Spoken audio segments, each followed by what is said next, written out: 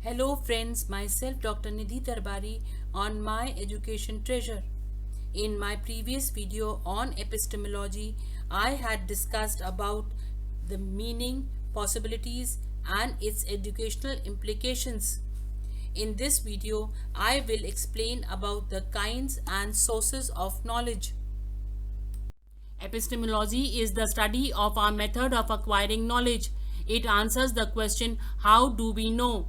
It encompasses the nature of concepts, the constructing of concepts, the validity of the senses, logical reasoning, as well as thoughts, ideas, memories, emotions, and all things mental.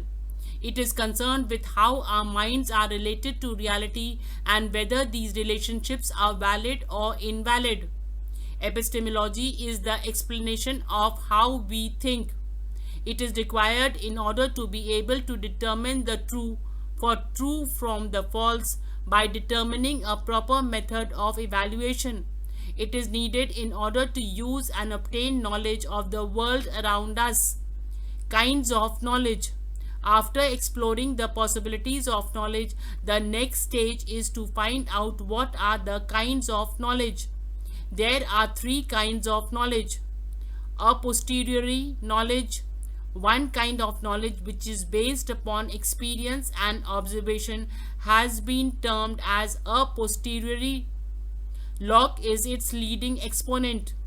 In an essay concerning human understanding, he provides the answer to what furnishes the mind, which initially is void of all characters, and the answer is that all the materials of reason and knowledge are supplied by experience, and by the blank sheet receives impressions on it.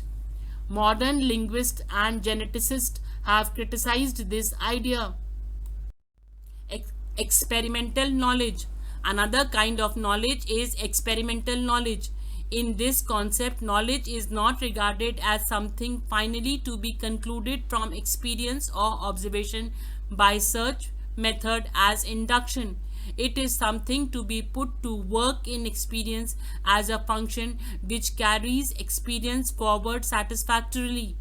In Devy's word, the process of trying and undergoing trying an idea is practice and learning from the consequences undergone as a result of such trial.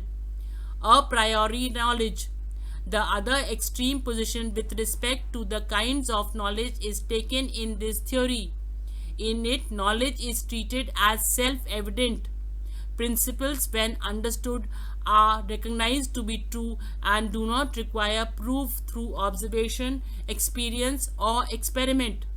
Kant, in his book A Critique of Pure Reason, has put forward a priori as the theory of knowledge.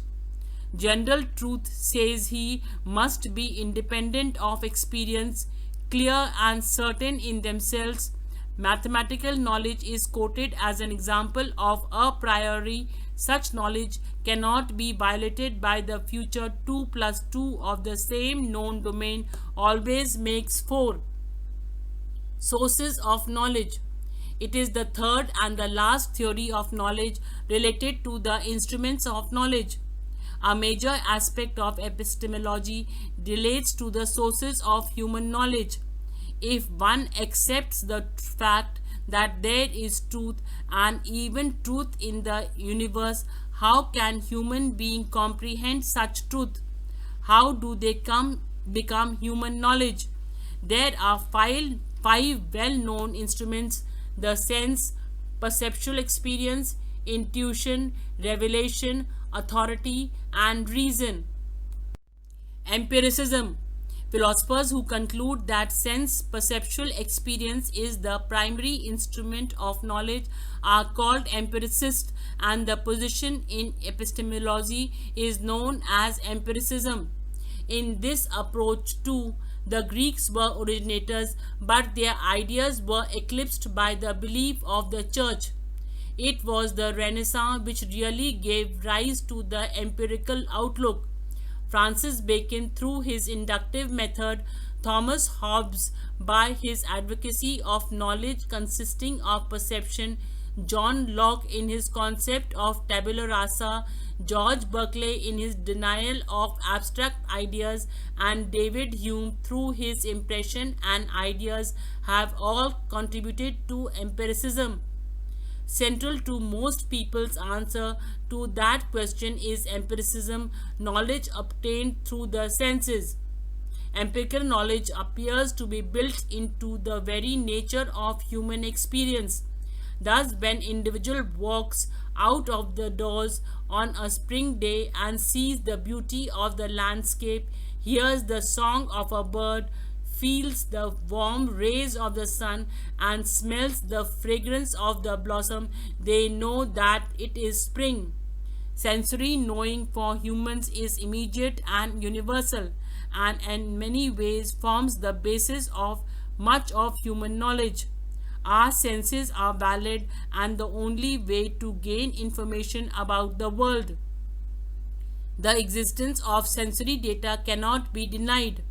Most people accept it uncritically as representing reality. The danger of naively embracing this approach is that data obtained from the human senses have been demonstrated to be both incomplete and undependable. For example, most people have been confronted with the contradiction of seeing a stick that looks bent when partially submerged in water but appears to be straight when examined in the air. Fatigue, frustration, and illness all distort and limit sensory perception. In addition, there are sound and light waves that are inaudible and invisible to unaided human perception. Humans have invented scientific instruments to extend the range of their senses, but it is impossible to ascertain the exact dependability of these instruments since no one knows the total effect of the human mind in recording, interpreting, and distorting sensual perception. Confidence in these instruments is built upon speculative metaphysical theories whose validity has been reinforced by experimentation, in which predictions have been verified through the use of theoretical construct or hypothesis. In summary, sensory knowledge is built upon assumptions that must be accepted by faith in the dependability of human sensory mechanism. The advantage of empirical knowledge is that many sensory experiences and experiments are open to both replication and public examination. Intuitionism. Though less popular, Intuitionism as an instrument of knowledge cannot be ignored. Intuition, the direct apprehension of knowledge that is not derived from conscious reasoning or immediate sense perception. The position in Intuitionism is that knowledge is gained through immediate insight and awareness. It is supra-rational approach to the truth based upon some spontaneous perception of reality. Henry Bergson's name is associated with this approach. Bergson writes the primary function of memory is to evoke all those past perceptions which are analogous to the present perception, to recall to us what preceded and what followed them, and so to suggest us that decision which is the most useful. But this is not all. By allowing us to grasp in a single intuition multiple moments of duration, it frees us from the movement of the flow of things, this is to say, from the rhythm of necessity. The more of these moments necessary can contract into one, the firmer is the hold which is guessed to us on a matter, so that the memory of a living being appears indeed above all its power of action upon things. It is believed by the exponents of Intuitionism that intuition is always more or less successful in guiding, like into making wise judgment.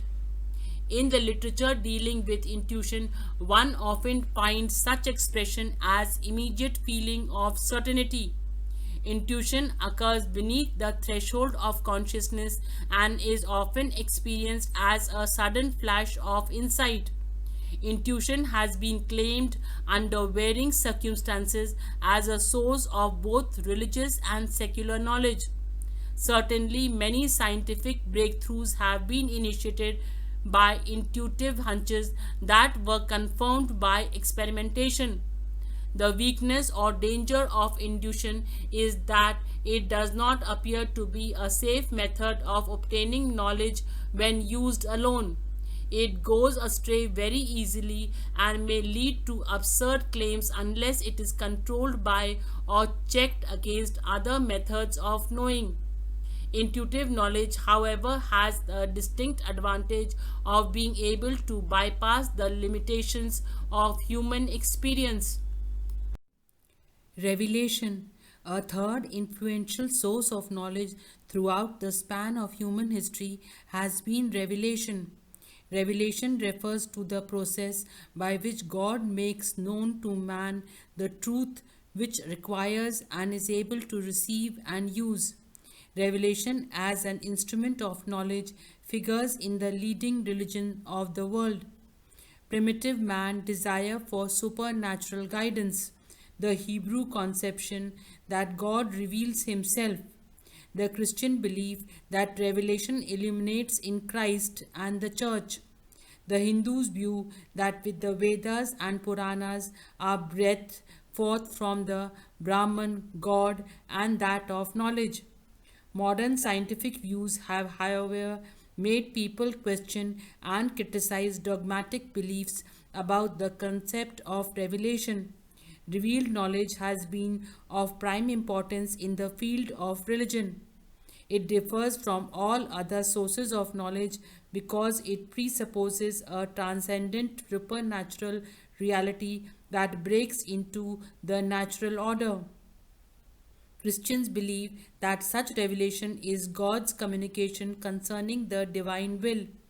Believers in supernatural revelation hold that this form of knowledge has the distinct advantage of being an omniscient source of information that is not available through other epistemological methods. The truth revealed through this source is believed by Christians to be absolute and uncontaminated. On the other hand, it is generally realized that distortion of revealed truth can occur in the process of human interpretation. Some people assert that a major disadvantage of revealed knowledge is that it must be accepted by faith and cannot be proved or disapproved empirically. Rationalism. Another position in the theory of instrument of knowledge is called rationalism. The view that reasoning, thought, or logic is the central factor in knowledge is known as rationalism. It holds that reason is the chief source of knowledge. Elements of rationalism have existed in the history of thought for a long time. The Ionian philosophers stood against the popular mythology of Greece. The earlier Christians attacked by paganism of Greece and Rome. Rationalism has been made use of in controversies amongst the Hebrews and Christians and Muslims, between the church, between the church and state. But the outlook became more organized as a result of increasingly scientific attitude from the 17th century onwards. Philosophers like Descartes, Spinoza, and Leibniz became the major exponents of rationalism. The rationalist, in emphasizing humanity's power of thought and the mind or contribution to knowledge, is likely to claim that the senses alone cannot provide universal, valid judgment that are consistent with one another. From this perspective, the sensations and experiences humans obtain through their senses are the raw material of knowledge. These sensations must be organized by the mind into a meaningful system before they become knowledge. Rationalism is less extreme form claims that people have the power to know with certainty various truths about the universe that the senses alone cannot give. In its more extreme form, rationalism claims that humans are capable of arriving at irrefutable knowledge independently of sensory experience. Formal logic is a tool used by rationalists. Systems of logic have advantage of possessing internal consistency, but they risk being disconnected from the external world. Systems of thought based upon logic are only as valid as the premise upon which they are built. Reason is our method of gaining knowledge and acquiring understanding. A fifth source of human knowledge is authority. Authoritative knowledge is accepted as true because it comes from experts or has been sanctioned over time as tradition. In the classroom, the most common source of information is some authority, such as the textbook, teacher, or reference book. Accepting authority as a source of knowledge has its advantage as well as its dangers. Civilization would certainly stagnate if people refused to accept any statement unless they personally verified it through direct first hand experience. On the other hand, if authoritative knowledge is built upon a foundation of incorrect assumptions, then such knowledge will surely be distorted. As there was no clear distinction between classical and scientific question until the 16th and 17th century, the classification and categories of knowledge were much looser than today. At this juncture, it should be noted that no one source of information is capable of supplying people with all knowledge. The various sources should be seen as complementary rather than antagonistic. It is true, however, that most people choose one source as being more basic than or preferable to the others. That most basic source is then used as a benchmark for testing other sources of knowledge. For example, in the contemporary world, knowledge obtained empirically is generally seen as the most basic and reliable type. Thank you very much for patiently watching the video and don't forget to subscribe.